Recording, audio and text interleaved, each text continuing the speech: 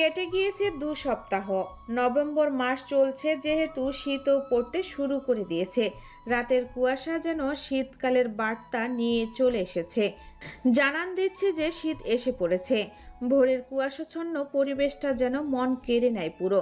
কিন্তু শীতকালে ভোরে ঘুম থেকে উঠেই বা কজন? হাতে গোনা কয়েকজন হয়তো। বাকি সবাই লেপ মুড়ি দিয়ে আয়েসে ঘুম দেয়, যেমনটা এখন মহুয়া আর জান্নাত দিচ্ছে। কাঁথা মুড়ি দিয়ে দুজনে ঘুমাচ্ছে। সকাল 8টা বাজে হয়তো। দুজনেই ক্লাস মিস দিয়ে ঘুমাচ্ছে। বাসায় কেউ নেই যে এখন তাদের ক্লাস মিস দিয়ে ঘুমানোর জন্য বকবে। ওরাও যেন এই সুযোগটা লুফে নিয়েছে পুরো। হঠাৎ 9টার দিকে দরজার বেল বাজায় কেউ, যার কারণে এদের ঘুমে ব্যাঘাত ঘটে। জান্নাত নড়ে চড়ে উঠে। মহুয়া এখনো ঘুম। বেল বাজায়, জান্নাত উঠে বসে। চোখ ডোলে ঘড়ির দিকে তাকায়, দেখে 9টা বাজে। কোনোভাবে উঠে ওড়নাটা গায়ে জড়িয়ে নেয়। হালকা ঠান্ডা ঠান্ডা লাগছে যেন। জান্নাত ভাবে হয়তো অয়ন এসেছে নাস্তা দিতে। ছেলেটা প্রায়ই এসে নাস্তা দিয়ে যায়। ভাইয়ের এই কাজটা তার অবশ্য ভালোই লাগে। যদিও বাড়ির লোকের কথায় অয়ন কাজটা করে, তাও করে যে এটাই অনেক। জান্নাত মাঝে মাঝে বলে সোনার টুকরো ভাই তার। যতই ঝগড়া করুক, ভাই বোনের ভালোবাসার কাছে অন্য কোনো ভালোবাসার তুলনা হয় না যে। জান্নাত গিয়ে দরজাটা খুলে, খোলার সাথে সাথেই এক চিৎকার দেয়। কিরে অভ্র, মুড অফ নাকি? আদনান আপেলে একটা বাইট দিতে দিতে অভ্রকে প্রশ্ন করে। অভ্র যেন তার কথা শুনেইনি। তার মন যেন অন্য কোথাও পড়ে আছে। আদনান সেদিকে ভ্রু কুঁচকে তাকিয়ে চেঁচিয়ে বলে। ওই কিরে? আদনানের চেঁচানোতে অভ্র বিরক্ত হয়ে বলে। চেঁচাচ্ছিস কেন? এখানেই তো আছি, বল কি হয়েছে? আদনান অভ্রের দিকে একটা আপেল ছুঁড়ে দিতেই অভ্র সেটা ধরে ফেলে। আদনান আপেলে আরেকটা বাইট দিতে দিতে বলে। আপেল খা, মন ভালো থাকবে বুঝলি। অভ্র একবার আপেলের দিকে তাকিয়ে আরেকবার আদনানের দিকে তাকিয়ে এক ভ্রু উঁচু করে বলে। আপেল খেলে মন ভালো হয়, আজ প্রথম শুনলাম। আরও কত কিছু শুনবি, কিন্তু মানে বুঝবি না। একবার বিয়েটা হোক আমার, চাচা হ, তারপর বুঝবি। এখনো ছোট তুই। অভ্র চোখ ছোট ছোট করে বলে। তোর থেকে 13 দিনের বড় আমি, তুই ছোট আমার। আদনান অভ্রের কাঁধে হাত দিয়ে বলে। সেটা কথা না। তারপরে আবার আফসোসের সুরে বলে। কথা হচ্ছে তুই আমার থেকে 13 দিনের বড়। এটা সম্পূর্ণ আমার বাপের দোষ। আর একটু আগে থেকে প্রসেসিং করলে আজকে আমি তোর বড় থাকতাম। আহা আমার কষ্ট। অন্তত পক্ষে নিজের বাবা মাকে তোর এই লাগামহীন কথা থেকে ছাড় দে। যা বাবা, ভুল কিছু বলছি নাকি? বাস্তব কথাই তো বললাম। লুইচ্চা শালা, সর। আদনান হৈ হৈ করে বলে ওঠে। এই এই এই, তুই জানলি কি করে আমি লুইচ্চা? এইটা তো আমার বউয়ের জানার কথা। আর আমি আদনান আর কিছু বলার আগেই অভ্র বলে ওঠে। চুপ কর শালা, আমার এই কানকে আর পাপের ভাগিদার বানাস না। তোর এই লাগামহীন কথা শুনলেই না জাহান্নাত। আদনান ভ্রু উঁচিয়ে বলে। কথা শুনে কি কি বলতে চাইছিস?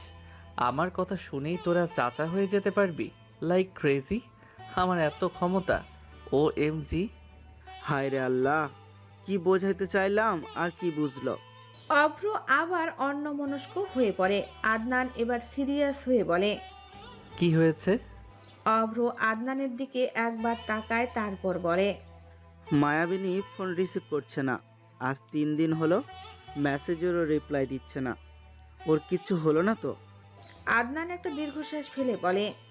হায় রে, তুই মেয়েটাকে এত বিশ্বাস করছিস কিভাবে? হতে হতে পারে ও একটা। আদনানকে আর বলতে না দিয়ে অভ্র বলে। আদনান প্লিজ, ওকে নিয়ে আমি কোনো বাজে কথা শুনতে রাজি নই। আদনান বিরক্তির সাথে বলে। মেয়েটার ফোন নম্বর ট্র্যাক করি, তাও তো করতে দিবি না। শালা থাক, তুই তোর টুরু লাভ নিয়ে ছ্যাঁকা খেয়ে ব্যাকা হয়ে তখন বলতে আসিস যে আদনান তুই বলেছিলি সময় থাকতে। অভ্র সোফায় বসে এক পায়ের উপর আরেক পা দিয়ে আপেল কামড় দিতে দিতে বলে। অন্য কিছু বলার থাকলে বল। আদনান হতাশার নিঃশ্বাস ছাড়ে। পরপরই অভ্র আবার বলে, সাদমান কই? হসপিটালে নাকি? আজকে তো আর আমরা গেলাম না। ম্যানেজারকে বললেই হতো, সামলে নিত। ও আবার যেতে গেল কেন? আদনান দীর্ঘশ্বাস ফেলে সোফায় বসতে বসতে বলে, সে গেছে অন্য কাজে। তার তেনাকে কোন ছেলে যেন প্রপোজ করছে না কি যেন। অভ্র হেসে ফেলে, তারপর বলে, ওই ছেলের আত্মার মাগফিরাত কামনা করছি। দুনিয়াতে কি মেয়ের অভাব পড়েছিল যে ওটাকেই লাইন মারতে হলো? সেটাই তো, ওই ছেলে শেষ আজকে। হঠাৎ কথা থেকে সাদমান হাতে রুমাল বাঁধতে বাঁধতে এসে ওদের পাশে বসে পড়ল। হঠাৎ সাদমানকে দেখে ওরা চমকে ওঠে। চুল এলোমেলো, হাত কেটে গেছে, রুমালে রক্ত লাল হয়ে গেছে। ওরা হতবাক। তারা তো ফাজলামো করে বলছিল যে ওই ছেলে শেষ, কিন্তু সত্যিই তো। আর শুধু প্রপোজ করায় এত মারবে না, এমন ছেলে তো সাদমান না। তবে কেসটা কি? জান্নাতের চিৎকারে মহুয়া ঠাস করে উঠে বসে। হঠাৎ এমন চিৎকারে নিশাতও চমকে গেছে। জান্নাত নিশাতকে দেখে চিৎকার দিয়ে জড়িয়ে ধরে, তারপর ওর হাতের ব্যাগটা নিয়ে ভেতরে নিয়ে আসে। দরজাটা লাগিয়ে এসে ওকে নিয়ে নাচতে থাকে। ওই বল্লে বল্লে, এখন তো পুরো জমে যাবে, অনেক মজা করবো আমরা, ইয়ে। মহুয়া এরকম চেঁচানোতে বেরিয়ে আসে রুম থেকে। এসেই দেখে ড্রয়িং রুমে জান্নাত নিশাতকে নিয়ে নাচছে। মহুয়া স্বপ্ন ভেবে আবার ঘুমাতে যেতে নেয়। কজ ঘুম ইজ ভেরি গুরুত্বপূর্ণ। বাস্তব হোক বা স্বপ্ন, ঘুমাতে হবে, এটাই হচ্ছে আসল কথা। তখনই জান্নাত চেঁচিয়ে বলে, মহু, মহু, আয় মহু, কোথায় যাচ্ছিস? আর ঘুমিয়ে কাজ নেই, আজকে অনেক মজা করব। মহু আবার ওদের দিকে তাকায়। তার চোখে এখনো ঘুম, ঠিক করে তাকাতেও পারছে না।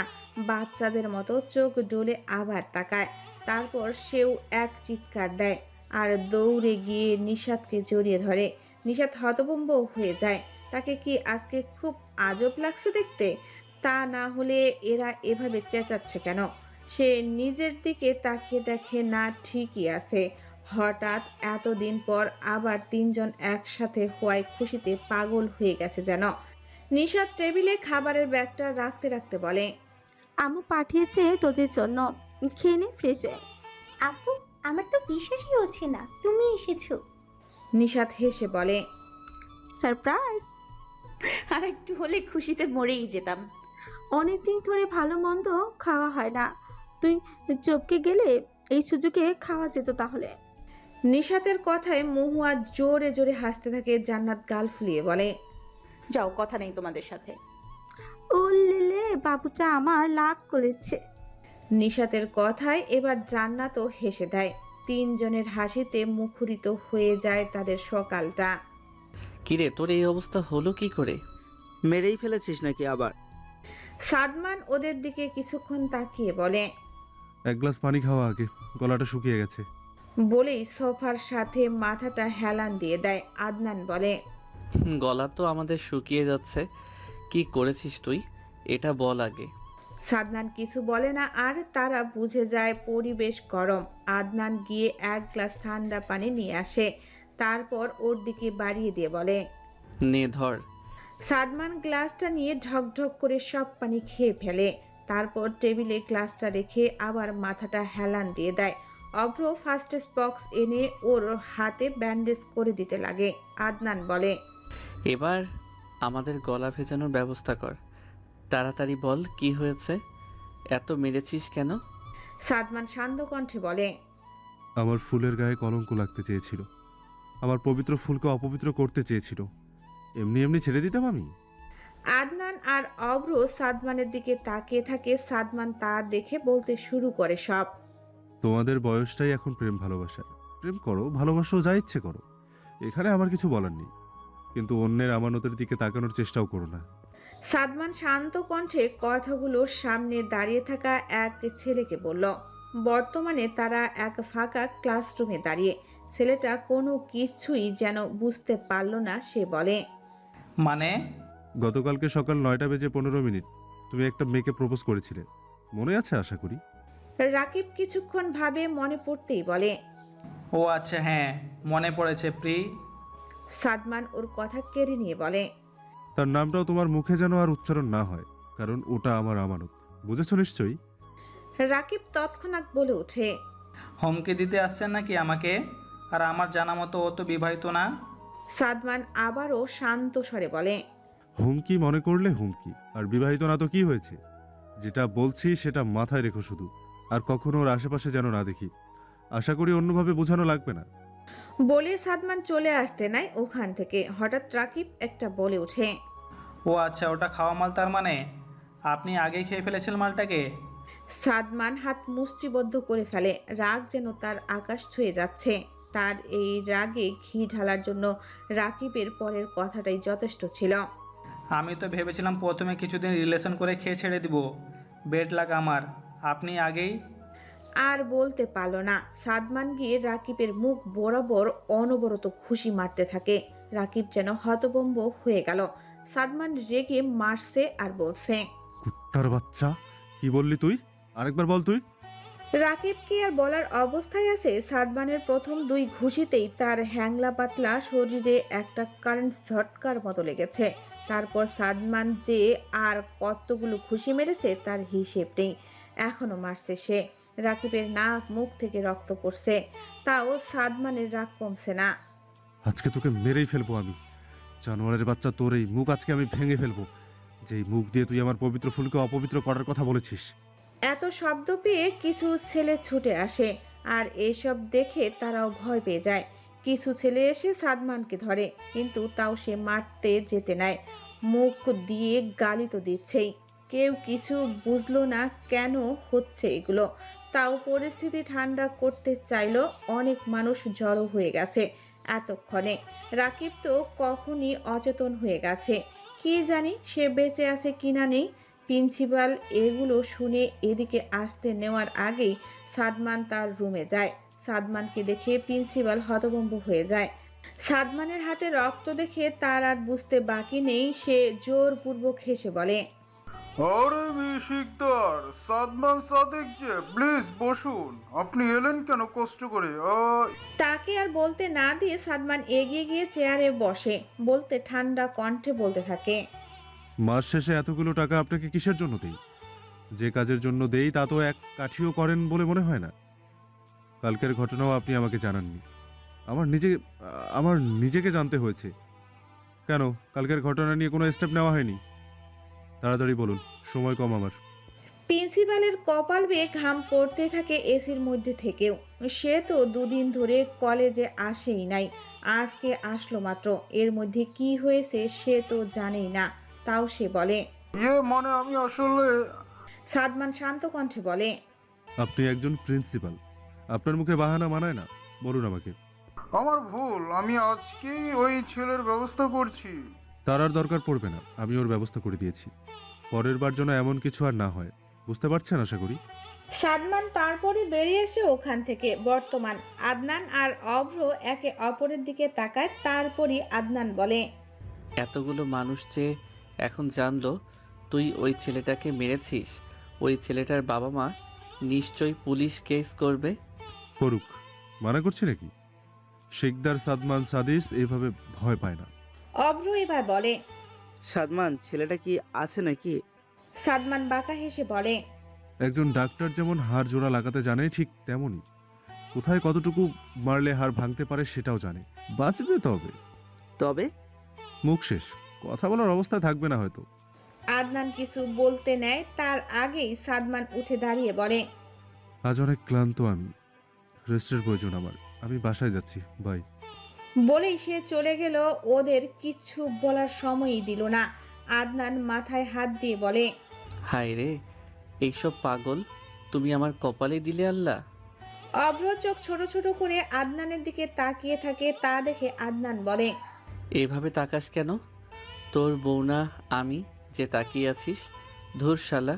স্যার, তোকে যে কোন মেয়ে চয়েস করবে সেটাই এখন চিন্তার বিষয়। লুইচ্চা শালা। এই তুই আবার? অভ্র 2 হাত জড়ো করে বলে। চুপ কর আমার ভাই, চুপ কর, আর বলিস না। সময় প্রবাহমান, সে তো আর থেমে থাকে না। দেখতে দেখতে 2 সপ্তাহ চলে গেল। নভেম্বরের ঠান্ডাটাও এখন বেশ ভালোই পড়েছে। রাতের কুয়াশা তার প্রমাণ দিয়েই দিচ্ছে। কনকনে ঠান্ডাও পড়তে শুরু করেছে। শীতে যেন ঘুমটাও সহজে ভাঙতে চায় না। অনেকের আবার ভোরে উঠে তাদের কাজে যাওয়া লাগে, অনেকের আবার টিউশনও থাকে, আর এই ভোরে পড়তে যাওয়ার জন্য হাজার রকম গালি দিতেও তারা ভাবে না, যেমনটা এখন মহুয়া দিচ্ছে। এক সপ্তাহ হলো মহুয়ার বাবা মা ইন্ডিয়া থেকে ব্যাক করেছে, যার দরুন আজকে সে আর ফাঁকি দিতে পারেনি। তার সাধের ঘুম হারাম করে পড়তে যেতে হচ্ছে। যদিও এখন সকাল 7:45 বাজে। মহুয়া হাঁটছে আর টিউশনের স্যারকে বকছে। এত ভোরে পড়া দিলেন তো স্যার দেখবেন আপনার বিয়ে হবে না, বিয়ে হলেও আপনার বউ একটা জল্লাদ হবে।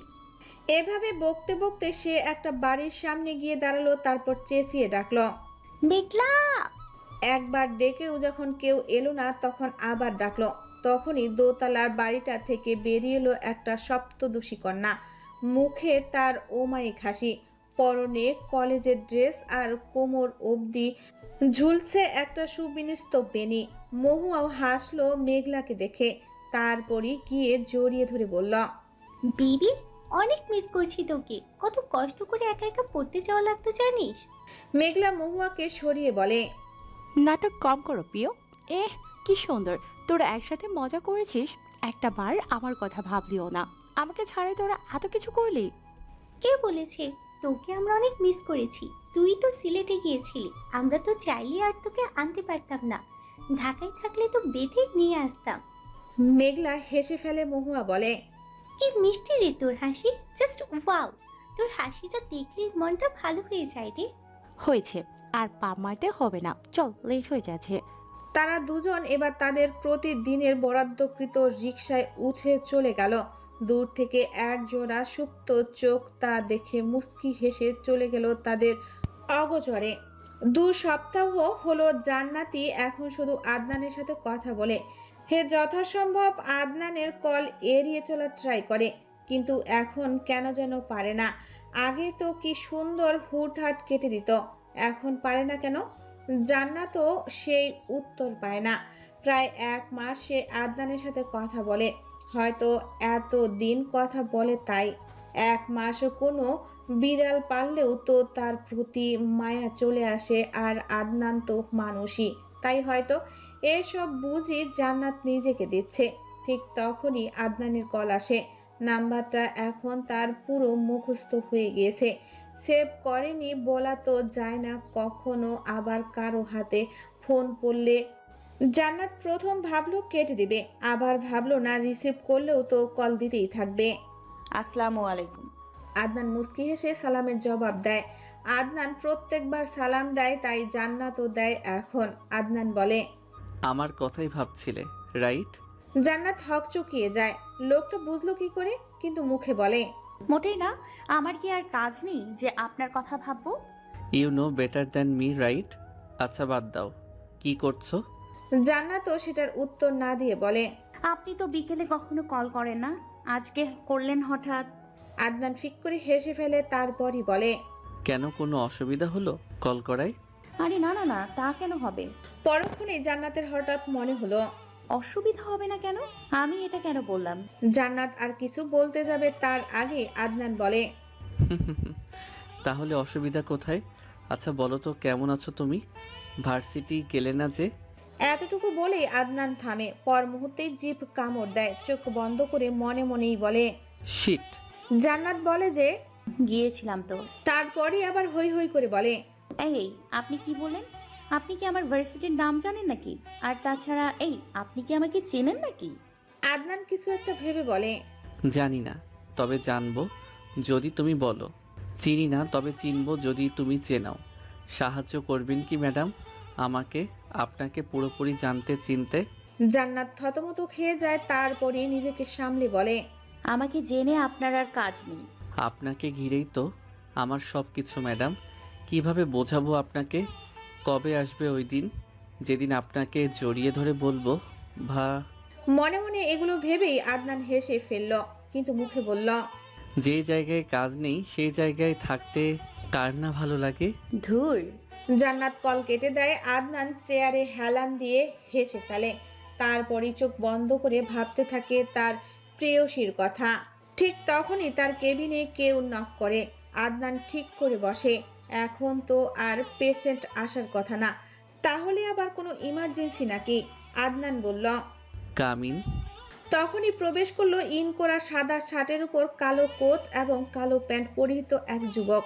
ঠোঁটের কোণে তার এক অদ্ভুত হাসি। তাকে দেখেই আদনানের ভ্রু কুঁচকে আসে।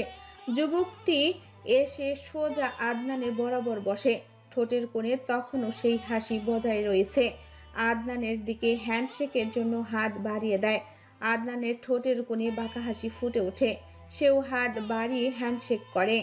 What is surprise! স্বয়ং সাফারাত আকাশ আমার কেবিনে। আকাশের ঠোঁটের হাসিটা আরো চওড়া হয়ে যাওয়ার দরুন গালে পড়া টোলটা ফুটে ওঠে, তাকে আরো আকর্ষণীয় করে তুলছে। মুখে হাসি নিয়েই বলে, কেন সাফারাত? আকাশকে কি আপনার মানুষ মনে হয় না? সে কি শিখ হতে পারে না? That's not fair bro.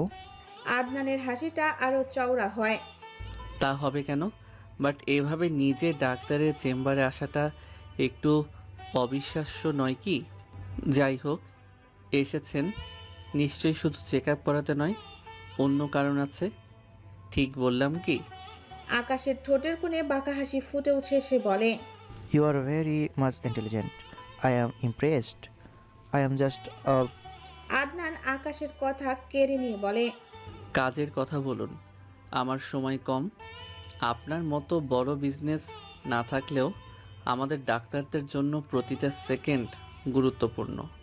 I hope আপনি বুঝবেন। শেষের কথাটা মুচকি হেসে বলে। আকাশ সেভাবেই হেসেই বলে, অফকোর্স, প্রতিটা সেকেন্ড অবশ্যই গুরুত্বপূর্ণ। কেউ মারবে, কেউ মরবে, সেটাই স্বাভাবিক। Am I right? আদনানও বাঁকা হেসে বলে, অফকোর্স, বাট তারা যেন না মরে তার জন্যই তো আমরা। আফটার অল তাদের বাঁচানোটা আমাদের কর্তব্য, সেটা যেভাবেই হোক। গুড। কারো কর্তব্য পালনকে মানা করেছে? ডাক্তার মানুষ, মানুষের সেবা করবে, that's normal and I also support it. But নিজের জীবনের বিনিময়ে কর্তব্য পালন নিশ্চয়ই শোভা পায় না। ছোট একটা জীবন আমাদের। টাকা ইনকাম করো, চিল করো, ফুর্তি করো, জীবনটা উপভোগ করো। আর টাকা লাগলে আমাকে বলতে। আদনান হাত উঠিয়ে থামিয়ে দেয়, তারপরই বলে, এতটাও খারাপ সময় আসেনি আদনান শাহনেওয়াজের যে অন্যের থেকে টাকা নিতে হবে। আর আপনার কোম্পানির মতো 10টা কোম্পানি কেনার ক্ষমতা রাখি আমি, মিস্টার সাফারাত আকাশ। তাই আদনান শাহনেওয়াজকে টাকার লোভ দেখাবেন না। আকাশ হেসে ফেলল, তারপরই বলে, আরে কুল ম্যান, রিল্যাক্স। এতটা হাইপার হচ্ছ কেন? আমি তো জাস্ট সরি টু সে, আমাকে এখন যেতে হবে। আমার কাছে সময়ের মূল্য অনেক। আপনার কোনো কিছু বলার থাকলে অন্য কোনো দিন আসবেন।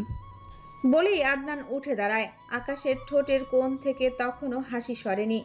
আদনান ওর অ্যাপ্রনটা হাতে নিয়ে সামনের দিকে যাওয়ার জন্য পা বাড়াতেই আকাশ বলে উঠল, আগুন নিয়ে খেলছো তুমি। এখনো সময় আছে, নিজেকে শুধরে নাও।